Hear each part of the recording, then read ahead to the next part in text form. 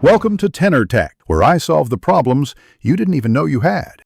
You start by assembling the core materials, 4 iron blocks and a carved pumpkin, plus a speed buff source. Place the iron in a T-shape on the flat 3x3 pad.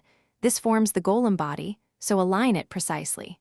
Once done, hold the pumpkin ready above the center iron block. Make sure the area is clear within 5 blocks so spawning won't fail, and position your potion or beacon so the speed effect will apply immediately after creation.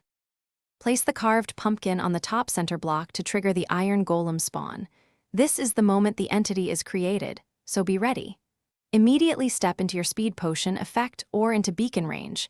This gives the golem swift behavior by modifying nearby mob attributes and helps it path faster.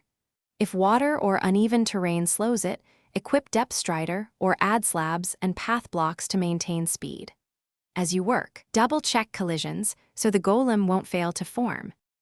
Once the golem exists, test it by attracting a mob or moving a villager nearby to observe pursuit and confirm the speed effect.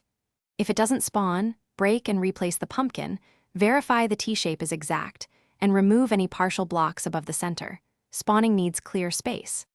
If the golem is still slow, reapply the potion or adjust the beacon, and make sure the surface is solid and unobstructed. These fixes resolve most common failures quickly. Thanks for watching. Subscribe to keep your life in tune.